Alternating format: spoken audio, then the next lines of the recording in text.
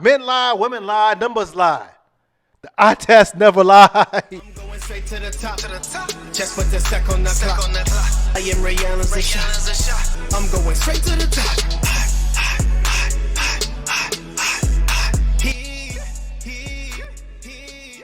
Yo, what's going on, y'all? Mike here, Sports and the Real Shit Podcast. I appreciate you guys joining me once again. Wherever you're listening, whatever you're listening on, watching, YouTube, Spotify, Apple Podcasts, wherever. Appreciate it once again. I'm just happy to be here, you know? That's a Jada Kiss line for those who don't know. Stupid stuff. But the NFL playoffs are going strong. Pretty good football was played over the weekend, so we just had the divisional rounds. Really, really good football. So I'm going to start there and say this. When I first started watching football, like first couple years I started watching football, the Buffalo Bills were in the Super Bowl essentially every year. When I first started knowing what was going on. And one of the Super Bowl I recognize or I remember the most vividly is the Bills missing a field goal to lose a Super Bowl wide right to the New York Giants. And it's crazy that all these years later, they end up losing a playoff game wide right. Critical playoff game. And I feel for Buffalo Bills fans, man, because as a Florida State football fan, we have had our fair share of losses from missed field goals. We've caught number of L's from field goal kickers choking at the last second. Wide right, wide left. It's amazing. And as a result of the missed field goal, there is narratives that are shaped that live on forever because a kicker essentially decided your destiny. And that is what makes football the ultimate team sport. And that is why it's tough for me to overly give guys credit or overly give guys the blame. Because while some guys, they won a lot of games and, they're called elite and this and that, while other guys are, and I've said this a number of times, so it's not new. If you're a faithful listener, it's not new to you. Some guys are bashed for losing games. Sometimes you don't control it as a quarterback. You don't control if your defense sucks or not. If your defense lets the other guy score in 13 seconds, you don't control that. If your field goal kicker can't make a field goal, you don't control that. But of course the game and the media and the narratives and all, the talk shows and everything, all the outlets is on one guy, two guys, Mahomes and Josh Allen. And it's not fair to Josh that it always boils down to him, although, and I'll get to this in a little bit, although he gets some of the blame. But it's not fair to Josh or any other quarterback that he gets the blame all the time. Josh can't get the blame for Kansas City scoring in 13 seconds. He can't get the blame for his field goal kicker missing a field goal. No, it wasn't a chip shot, but that's a makeable field goal. And this guy's been pretty good this year. But he can't be accountable for that, be held accountable for that. So I feel bad for Bills fans, man. It's tough to get that far. There's pictures on social media of fans crying in the stands. And it's real. It's legit. But it's tough to witness. That's the nature of football. Do or die, man. You think you're there, you're that close. You finally have Patrick Mahomes at home. This is the year we finally get Pat. Nope. Somehow, some way, man. Listen, I used to say Tom Brady paid off the devil. He made a deal with the devil. Patrick Mahomes got to deal with the devil or something because this brother always finds a way to win. End up AFC Championship game. But here's what I will say, though, since it is a quarterback-driven league, all right, and they get all the praise and all the credit. We always talk about elite quarterbacks. We talk about game managers and game changers. And, people say Josh Allen is an elite quarterback and he's a game changer. But yesterday proved that although he is a game changer, that sometimes it's okay and even better to be a game manager than a game changer. That last drive when he could have gotten closer to make the tying field goal, he needed 9 yards. Instead of going for the jugular, as a game changer does, trying to make the biggest play, the play right in front of him is probably what he should have made. And had he had the game manager mindset, he probably would have made enough plays in that last drive to get a first down and get closer. Now, the difference is that there's also plays in the game that he makes that a game manager doesn't place. So that's kind of the give and take with Josh Allen, is that he's so great, he's so talented, he's uber talented, and in my mind, people might not agree with this, in my mind, Josh Allen is physically more gifted than Pat Mahomes. Physically, he's more gifted.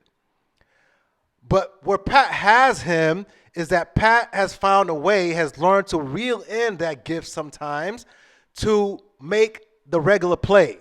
So Pat has, and still sometimes Pat still goes crazy and tries to go over and beyond.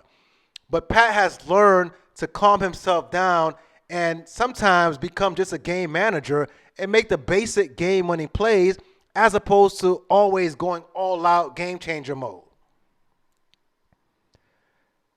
So Josh missed a couple at the end. He missed a couple of plays that a game manager like Brock Purdy made on Saturday. He missed a couple plays that he would have made had he had more of a game manager mindset. The plays right in front of him. But the game changer in him, which never turns off, essentially made him go for the home run, right? Instead of making the smart play and gaining the yards right in front of him. So the splash play is always there in Josh's mind. The crossbody, the deep shot. Where in reality, the game manager safe play is what wins most games. And that's what fans don't see, is that the game manager play is how Tom Brady won all the time. Even though Tom Brady was a game changer to me because his mind was so crazy and so above and beyond. But Tom Brady won because he made the game manager plays so routine and all the time. So if you gave him 10, he took 10. You gave him 15, he took 15. And then when it was time to make the short play to get in the right position, more often than not, Tom Brady made it. So I'm willing to say that Josh, as great as he is, he has yet to learn how to dial back that greatness, how to dial back that elite quarterback. I'm going to make every dynamic play possible to make the basic play, man. Sometimes you just got to make the basic Jared Goff play. Make the basic Brock Purdy play.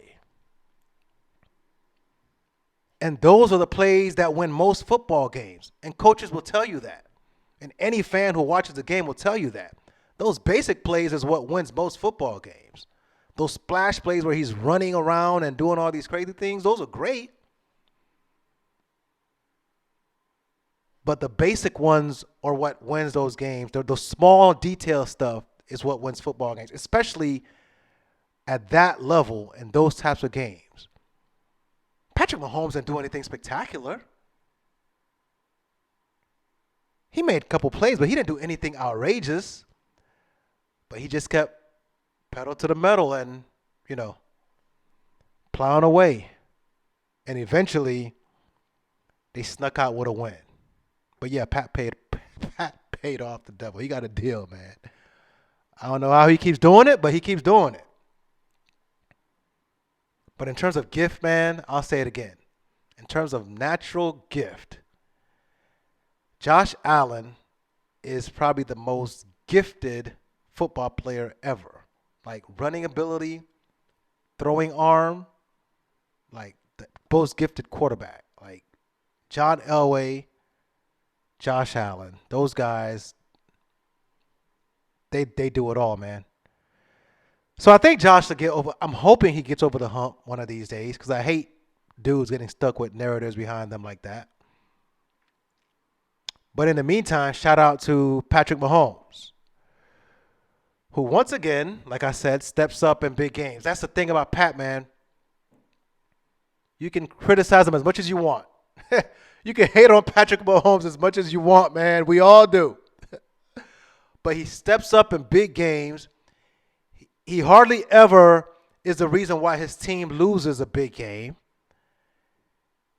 And he usually, when the moment calls, he steps up, whether it's running, his shuffle that he does to get away from pressure, making key throws, even to guys with butterfingers. Somehow they hang on at the clutch moments. When the chips are down, man, Patrick Mahomes make plays. That's just a fact. You can hate. I hate on the kid, man, because he's so damn good. But Lord knows, that brother, when time's up, he rings the bell every time. He knows, Patrick Mahomes knows when it's time to be a game manager. He's learned that. So shout out to Pat, man. Josh needs to learn that. Sometimes it's okay to be a game manager. So that's my summary of that game. Sorry, Buffalo Bills fans. That one hurts, I know. Losing at the last second field goal, well, you can't really control it. It's hard to blame the kicker, too, because you say, well, it was cold. He was sitting there all game. He ain't do much. It's just a tough situation, man. Tough situation. On the other hand, moving on, staying in the AFC, Lamar Jackson is special, man. I know I said Dak should be regular season MVP, and I still believe that. The stats back it up. But Lamar Jackson is something else. This brother is ridiculous. I am so happy that he stepped up and won a playoff game. And listen, C.J. Stroud is up and coming. He'll get his day. I believe that for sure. But from now on, I'm rooting for Lamar Jackson to win a Super Bowl, all right? I'm a Lamar Jackson fan. From now on, I'm rooting for Lamar to win the Super Bowl. Only because I'm tired of the narratives of people still having that run-first quarterbacks can't win a Super Bowl. Despite what Lamar has showed you, he could run, he could pass, he could do it all. People still have this notion in their mind that Lamar can't be a winner. So from now on, I'm rooting for Lamar to win the Super Bowl only to shut these guys up and to put the narratives away, just like we had to put away the narratives that, black quarterbacks couldn't be starters in the NFL, and we had to put the narratives away that you can win with a black quarterback in the NFL. I want to put the narrative to bed that a black scrambling first quarterback, somebody who everybody says is a running back, they still, want to bang on him until this day about, his arm and all that. I want to put that to bed. So I'm rooting for Lamar, man. That's it. I'm rooting for Lamar Jackson. I am a Baltimore Ravens fan from now until they win the Super Bowl this year. And I think they got a really good chance. I think they do. But Lamar is a baller. He can be a pioneer. Similar to Doug Williams being a pioneer. He can be a pioneer. And yeah, I know Steve Young won a Super Bowl as a running quarterback. But he wasn't looked at as Lamar. Lamar, people still look at him as if somebody who doesn't process, he can't see the field, and, all of that stuff. The point of the matter is, it doesn't matter. Does he win games? Yes or no? Does Lamar Jackson win games? Yes or no? That's really all it should be. So that's why I want him to win the Super Bowl, because football is really, does this guy help you win games? It's not, can he throw 80 yards on the line? It's, does this guy help you win football games? It's not, does his passes look pretty? Does he drop them in the bucket every time? No. Does this quarterback help me win football games? Yes or no? When the moments get big and booty holes get tight, does my quarterback step up and help me win football games? That's all it should be. But for some reason, when it comes to Lamar, it's not about whether he wins or loses. They want to dissect his game and all this other stuff. So, yeah, I'm rooting for Lamar to win the Super Bowl. And until he wins, if it ain't the Dolphins, it's Lamar Jackson I'm rooting for. That's how it's going to be. And at the same time, I'm cracking up at all these other teams in the offseason when Baltimore was, telling them, hey, go out and look what other teams are offering, whatever. All these other teams passed up on them, and all these other teams, just about all of them, were trash. If they had Lamar, they would have been either in the playoffs or potentially Super Bowl contenders. So the Commanders, trash. With Lamar, they're probably in the playoffs. The Jets, trash. I don't care what y'all say about Aaron Rodgers, Lamar probably would have made that team better than old-ass Aaron Rodgers. The Panthers, we ain't got nothing to say there. The Panthers are the best team in the NFC South with Lamar. The Falcons are the best team in the NFC South with Lamar. The Saints are the best team in the NFC South with Lamar. The Bucks, although they made the playoffs with Baker, shout out to Baker, are the best team and a Super Bowl contender with Lamar. The Patriots, as garbage as its surroundings are probably in the playoffs with Lamar. The 49ers, they're a Super Bowl contender, no doubt. Imagine Lamar in that offense. The Lions, really good team this year. Lamar in that offense, they're a contender for the Super Bowl. So all of these teams Lamar would have made better, said, nah, we're good. And I know people are like, well, he wasn't really on the trading block, and the Ravens were never really going to let him go and all of that. Make him prove it. Your GM and your owner should have made him prove it. And the fact that Lamar Jackson, of all people, had teams coming out, jumping and killing themselves and say, nah, we ain't in it. Are you serious? Collusion at its finest, at its greatest. And now, for the most part, your teams are ass. Not saying you would have gotten Lamar, but it damn sure wouldn't have hurt to try to see what was up. Were the Ravens for real? Were y'all really going to match this contract? That's crazy. So I'm rooting for dude, man. He deserves it all. Lamar Jackson deserves it all, man. On to the next game. Jared Goff, game manager extraordinaire. Shout out for getting the job done. Woo! Mid quarterbacks. Yeah, right. Football is about winning, man. Can you help your team win? Yes or no? And Jared Goff is helping the Lions win. You can take the credit away from him all you want. You can say it's this person and that person. But he's doing a hell of a job of doing what he needs to do to help his team win. And that's all you can ask. So shout out to the Lions after all these years, man, and Barry Sanders and struggling and suffering 0-16 seasons and the worst of the worst. Shout out to the Lions, man, for coming through, man, and bringing some excitement to that city and to that fan base. And Brock Purdy. Brock Purdy, I'm not going to say he's lucky, because every quarterback gets lucky in certain games. I've seen games where Tom Brady had interceptions pass, so it's no big deal. But man, oh man, people are ready to jump down Brock Purdy's throat because he won a game where he looked garbage for most of the game, but on the last drive, he led them to a game-winning drive in a situation where the game changer, Josh Allen, could not. And again, sometimes being a game manager is okay.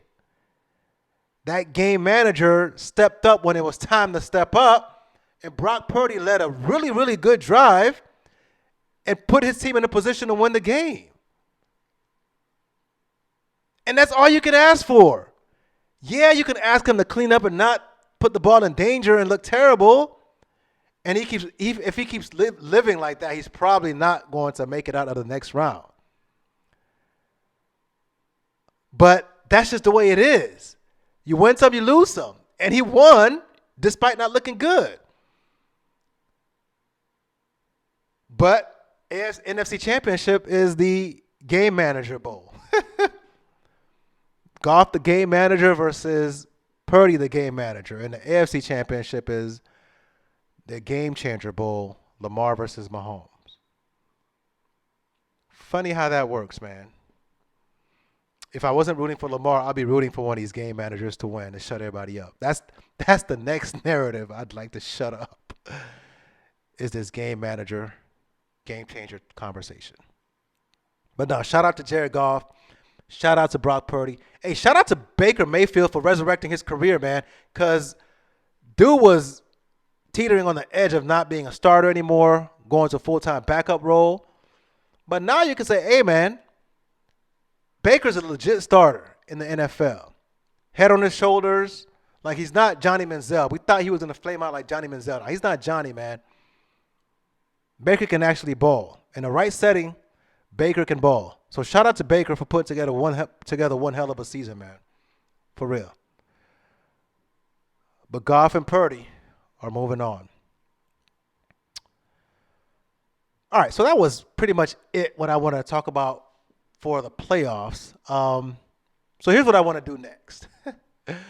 Around this time of year, there's going to be a lot of lies and propaganda. We're going to, for the next 9-10 months, we are going to be exposed to a lot of lies and a lot of propaganda, and we won't know what's real and what's fake. People trying to buy votes. It's going to get crazy out there. So do your own research and do what you got to do to know what you got to do when the time comes for you to do what you got to do. But this is a time of year for propaganda, man, for lies. And my very first episode, if you guys go back to my very first episode, I talked about propaganda in the NFL. And propaganda spreads, you tell somebody something enough, right? You repeat it enough, the lie can become a truth. Right? The lie can become true to people if you repeat it enough. We see that in politics. And it happens in sports. A lie can become true if you repeat it enough. So what I would do, Sports and the Real Shit podcast, I'm going to dispel some lies, some propaganda in sports. All right? Some stuff that's out there that you should probably know what the truth is. All right? So first one, elite QBs. You need an elite QB to win a Super Bowl. I've already dispelled that. We've talked about that a number of times. I feel like every other episode we're talking about elite quarterbacks in this podcast. But that's not true. There's been hella so-called mid quarterbacks who win and have won Super Bowls. So I'm not even going to spend that much time on that one because you guys already know where I stand. Any quarterback can win a Super Bowl if the environment is right. Eli Manning has 2 Super Bowls, the same amount as his brother, Peyton. And Peyton was really not that good in his playoff runs at all. But he's one of the best quarterbacks ever. Any quarterback can win a Super Bowl. So the lie that we've made to ourselves is that, you need an elite quarterback to win a Super Bowl. That's not true. It wasn't true back then. It's not true now. So that's the propaganda number 1. You guys already know that, where I stand. Propaganda number 2. All right? Your team needs an offensive guru for you to compete in the NFL. That is a lie from the pits of hell. Propaganda. I would wager to say that you probably don't want an offensive guru if you're going to win big in the NFL. What you want is a guy who can relate to his players, who can get his players to go bash their heads in every week and do it real smartly and at a high level. So in this hiring cycle, all of you hear is the big names, the guys who are coming out who are the top of the list is all of these offensive gurus, right? You hear Ben Johnson's name and Bobby Slowick, from the Texans. It's these offensive guys. Just like, when the Titans had some kind of success with Ryan Tannehill, right? Arthur Smith was, the name you heard. He went to the Falcons, and then, 3 years later, Falcons are like, nah, we're good. So what you need really is a guy that knows football and knows how to put people in place to help him make smart decisions and run a football team. So you don't need an offensive guru to win. In fact, if we looked at all of the coaches who were coaching in the divisional rounds, the majority of them were not offensive gurus. So I'm saying, to dispel this propaganda and this myth, that it's not an offensive guru that you need. What you need is probably a defensive guy, or at least someone who knows how to motivate players and knows how to empower players. So you had DeMeco Ryans, defensive coach, John Harbaugh, special teams coordinator, Dan Campbell, who wasn't really a coordinator at all, really, right? He played tight end in the league, but he's far from an offensive guru. If you look at this guy's, if you watch this guy's press conferences, he's far from, a polished offensive guru. No, this X's and O's, that ain't him. Sean McDermott, defensive guy. Todd Bowles, defensive guy. So that's 5 guys, 5 coaches who were in the divisional round who were not offensive gurus. 3, we'll say offensive gurus. Mike LaFleur, Kyle Shanahan, and Andy Reid.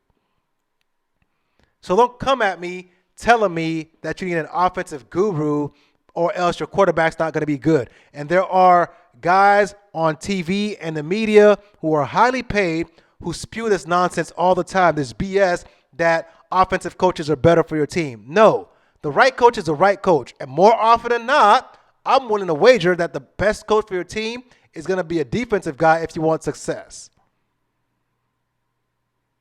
Offensive gurus, if you want to light the scoreboard up, sure, like my Miami Dolphins. But that team is finesse as hell. And I said it. It's finesse as hell. At least with a defensive coach, their teams will be tough. And when playoff time comes, they're not going to get ran over. So that's a myth, propaganda. Don't believe the hype. All right?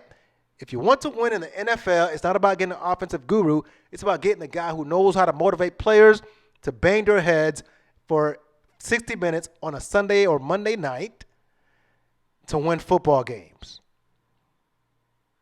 Who players can trust that they're going to be put in the right position to win. And this year has proven, and I feel like recent years have proven, a lot of times it's okay to have a defensive coach. It's okay. I'm not saying offensive gurus are bad. I'm just saying don't go out there telling everybody that you got to have an offensive guru or else your quarterback is going to suck. You got to have an offensive guru or else your offense ain't going to go nowhere. Like, no. John Harbaugh hired an offensive guy. And now the Ravens offense is legit. Duh. DeMeco Ryans got C.J. Stroud looking like a young baller, a young MVP to be because he hired an offensive coordinator. But he's a defensive coach. And his defense is going to be legit. You already know that. You know what time it is. Those guys are going to come to play and they're going to hit you. Yeah, CJ needs some seasoning to get where he's going to be. But that team, I trust DeMeco Ryans, man. He looks legit. Dudes play for him. And there's that one clip that was floating around on social media where, he's showing the guy on Joe Flacco's last pick, I think it was. He's showing the guy, the linebacker, like this is what's going to happen. Be right there. Be ready to pick it off and take it to the house. Like, that is coaching, bro. That's what football is. You coach these dudes up and you put them in position to win. It ain't about no offensive gurus or defensive guys. Nah, man. Stop believing the myth that your team has to have this offensive guru to reach its potential to win the Super Bowl. No. That's not the case at all. Just like it's not the case that you need to have an elite quarterback to win a Super Bowl. No. You have to have a complete team that wins football games. When it gets tough, a team that steps up. Now, your quarterback can't be losing you football games, but your quarterback doesn't have to be Josh Allen every time for you to go win a Super Bowl. You don't have to have Pat Mahomes to win a Super Bowl. You can have a Jared Goff. You can have a Brock Purdy. Like those guys on legit Super Bowl contending teams right now. So don't believe the lie about elite quarterbacks. Secondly, don't believe the lie about offensive gurus, defensive coaches that, the media is spewing. You got highly paid dudes talking about, well, offensive coaches, they understand EPA and all the advanced analytics and what to do. No, it doesn't matter. You need a smart guy who understands football, knows how to motivate dudes, and put them in position to win football games. So DeMeco Ryans, John Harbaugh, shout out. Sean McDermott, although you lost, it wasn't because he's not an offensive coach. He just lost. Might have made some mistakes, defensive play calling. I don't know. I'm not in their game plan. People who act like they are don't know either. Todd Bowles, really good season with the Bucks. That's what it is. That's what it is, man. So that is the second myth, the second lie, the second piece of propaganda I want to dispel. All right, for number 3, we're going to move on to the NBA. Number 3, propaganda. I bought into this. So I'm throwing myself under the bus here. I bought into this piece of propaganda, y'all.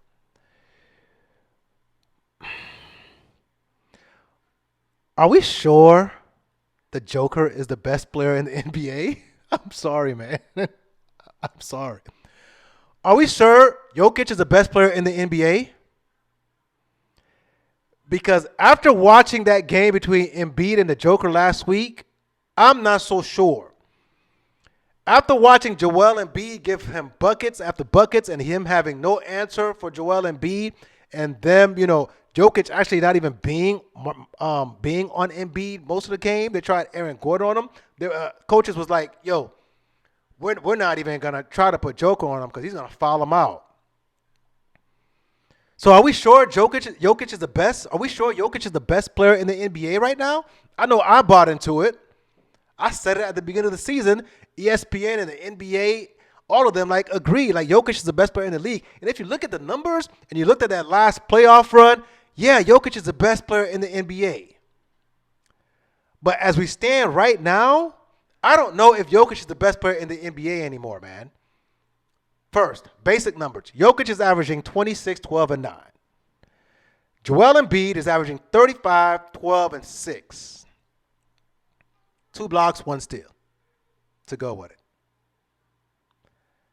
Those are MVP numbers. So I know last year everybody was saying, well, Embiid shouldn't have won MVP.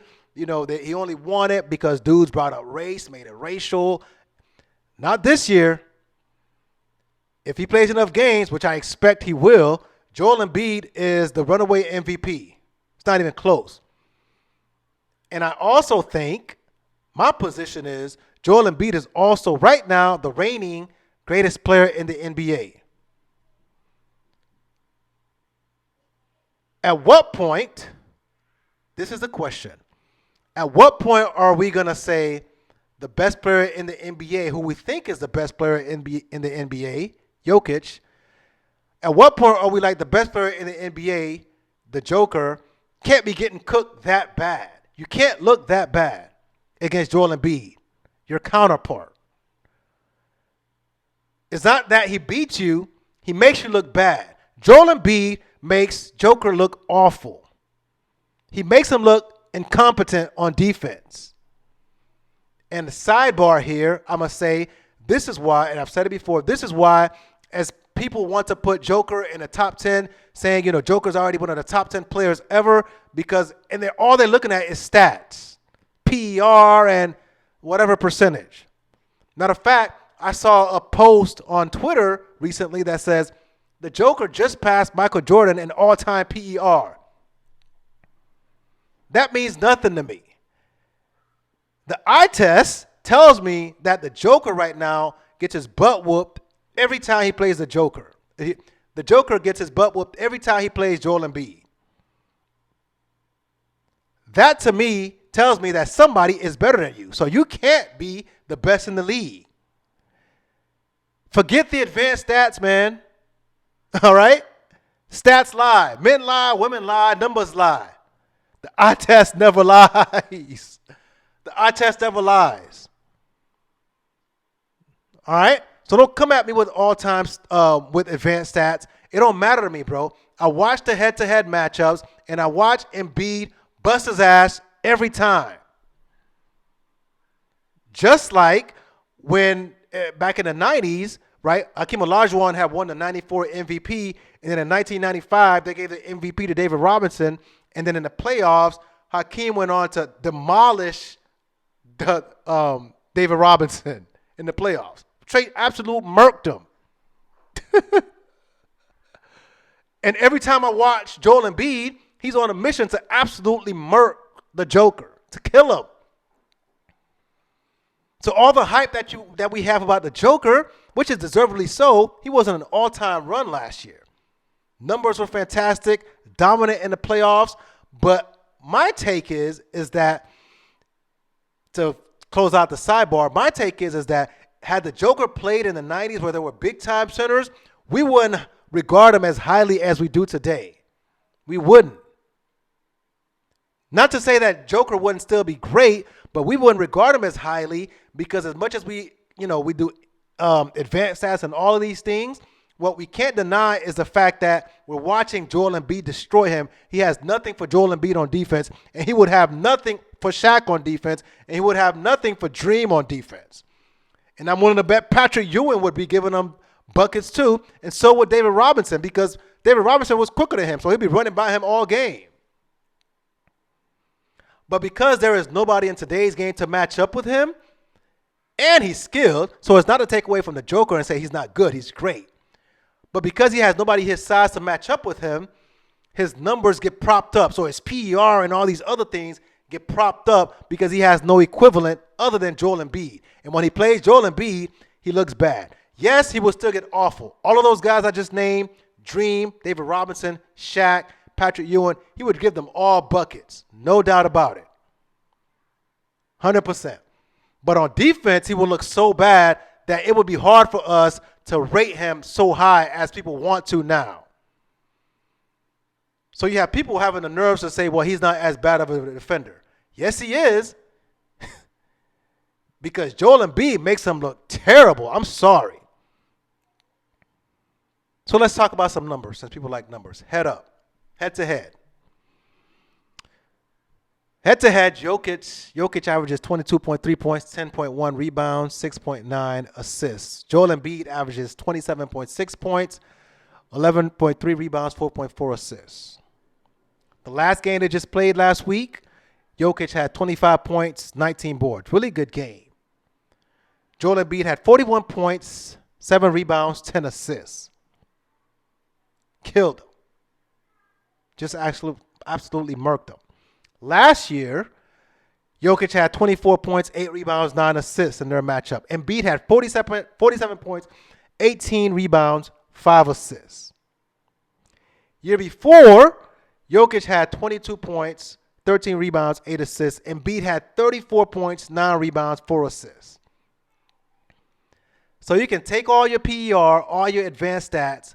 When the chips are down and you're going head to head, we can tell with our eyes who the better player is. All right? Yeah, I know Jokic has the ring and Joel Embiid doesn't. And I know Joel Embiid has failed in the playoffs. His team has failed. He has looked bad, whether it's, him being hurt or just not living up, to the standards in the playoffs. I know all that. But right now, the best player in the league is Joel Embiid. The ring is not what's going to make him the best player. You could be the best player without having a championship ring. You know how I know? Michael Jordan was the best player in the NBA before he won a chip in 91. LeBron was the best player in the NBA before he went to Miami and won a chip. We knew that. For years, LeBron was the best player in the league. He just hadn't won a chip for whatever reason. His teams weren't good enough, whatever it was. So just because you're winning championships doesn't mean you're the best player in the NBA. Bill Russell was stacking up chips But if anybody's honest with himself, Wilt Chamberlain was the better player. He was a dominant force. But Bill Russell played on stacked teams at the time, and he won every championship possible. So, yes, Jokic is probably the better playoff performer as of now. No doubt about it. And Joel Embiid has a lot to prove in the playoffs. He still has a lot to prove in the playoffs. Can you put together a strong playoff performance? But man, oh man, right now, there are no answers for nobody in the NBA. Nobody in the NBA has an answer for Joel Embiid. And yes, I agree. He does, he's a foul merchant sometimes. But even when he's not a foul merchant, like the other day against Denver, against Jokic, he wasn't foul baiting, but he put up his numbers. He can get his numbers without foul baiting. He just happens to foul bait. Flopping and foul baiting are two things that I think Joel Embiid can get rid of, but he will still be dominant. So, yeah, right now, to me, Joel Embiid is number one, man. I'm sorry. I'm sorry. He is the guy. There are no answers. There are no answers for Joel Embiid. His game is complete. His jumper, it's extended, mid-post, down low. He can dribble around you. He's not as good of a gifted passer as Jokic. But other than that, his defense is better. There is nothing you can do with Joel Embiid. And he is the one center I know for sure would give dudes back in the day problems. 100%. Because he's big as hell. He's strong. He's quick. He got all the moves. I mean, he's Hakeem, but bigger. I'm not saying he's as good as Hakeem right now because his dream was something else. But, man, Joel Embiid is currently the best player in the NBA. So, yeah, propaganda. All right? Propaganda number 3, out the window. Last one, and I'm going to let y'all go.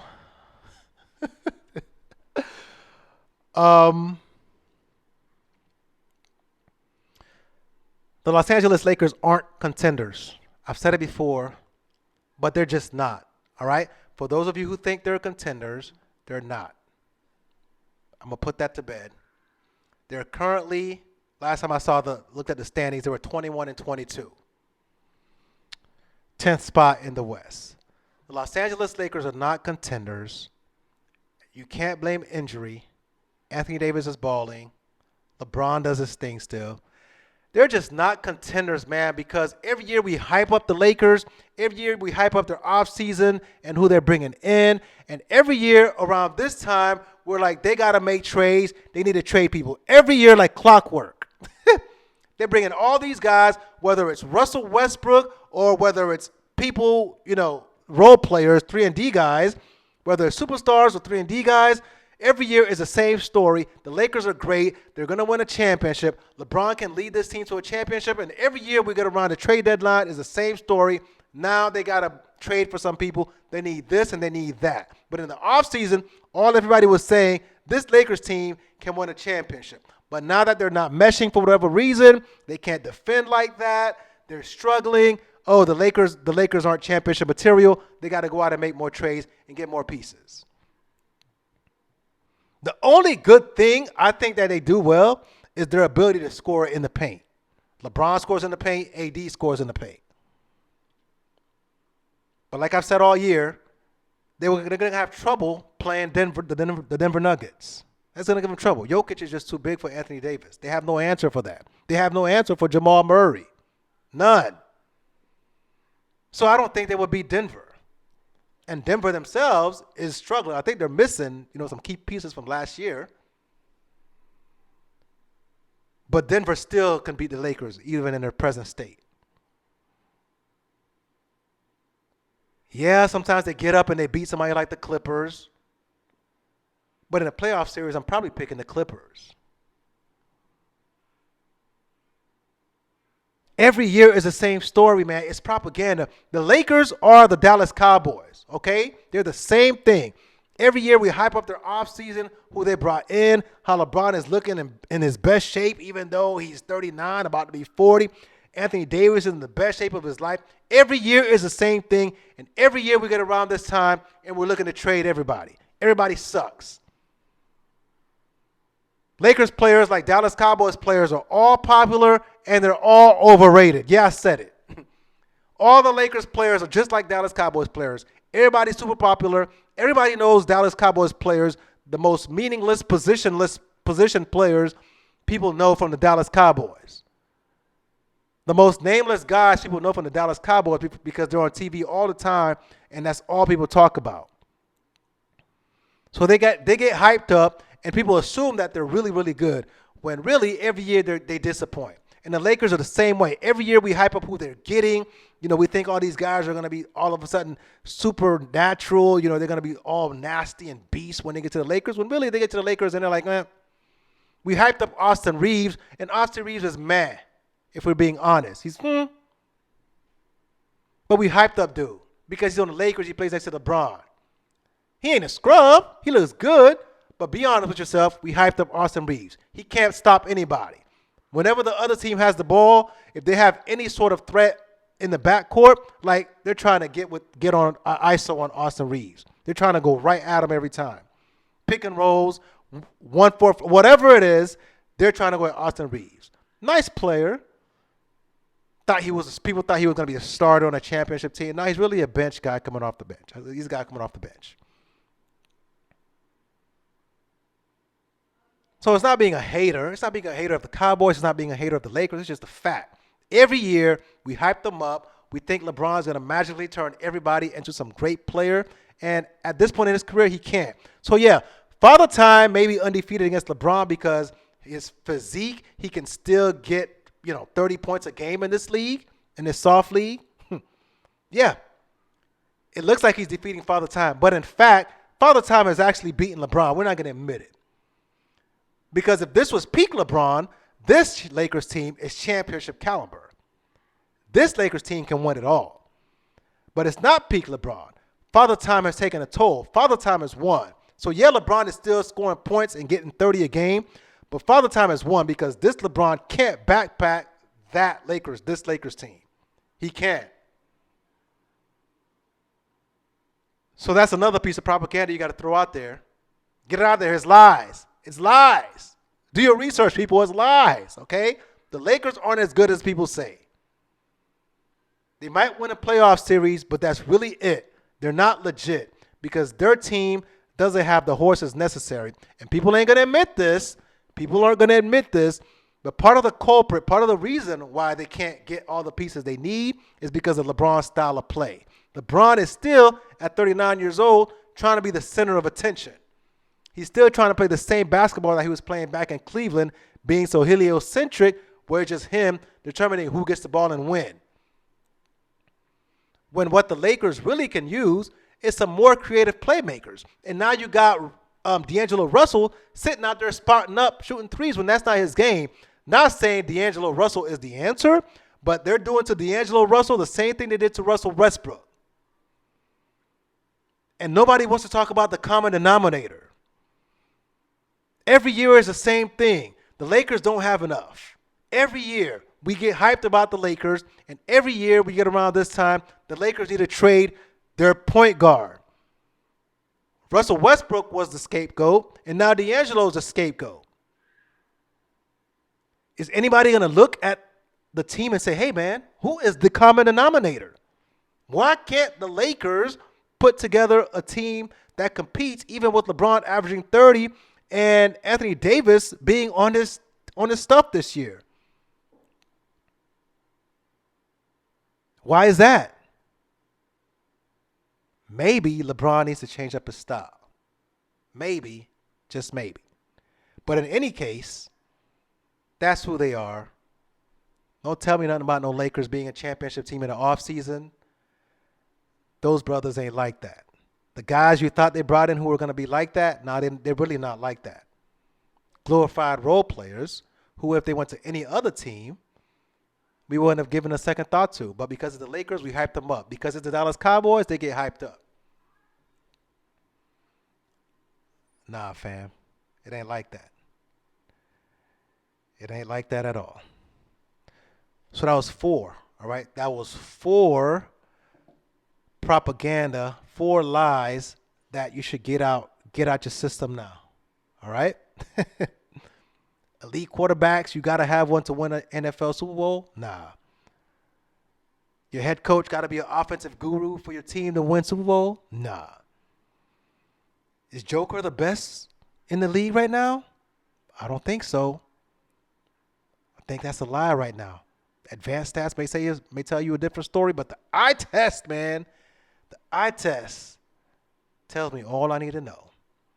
What court do you go to, man? I'm sorry. I was about to wrap up. What court have you ever gone to where you're like, this guy's the best player, but there's somebody else on the court who gives him buckets and beats him every time? There is not a court you go to. No LA Fitness, no park, nowhere you go to where you're like, oh, man, this guy is the best player on the court, but there's somebody else who beats him and gives him buckets every time. It never happens. So forget the stats, all right? Throw out your stats, PR, whatever, effective field goal percentage, throw all that out. We have eyes. We can see. Right now, the best player in the league is Joel Embiid. So, yeah, that's number 3. Joel Embiid is the best player in the league. It's not Joker anymore, at least for now. It's not Giannis because he still can't make a J. It's Joel. And number 4, contrary to popular belief, the Lakers are not a championship contender. Can't blame AD right now, although in the playoffs you could. They just don't have the squad right now. They're barely hanging on for the playoff spot. Teams that are not even close to their talent level, supposedly, they're behind the Utah Jazz. That can't happen. That cannot happen for a championship contender. So they're going to get into the playoffs and maybe win one. That's about it. They're not true contenders. All right, y'all. This was fun, as always. Appreciate y'all hanging out. Let me know your thoughts, man. Am I lying? Am I right? Am I wrong? What did I miss? But I'm going to catch you guys next time. Appreciate y'all hanging out. Mike, sports to the real shit. Peace. I'm going straight to the top. Just put the sec on the clock. I am Ray Allen's a shot. I'm going straight to the top.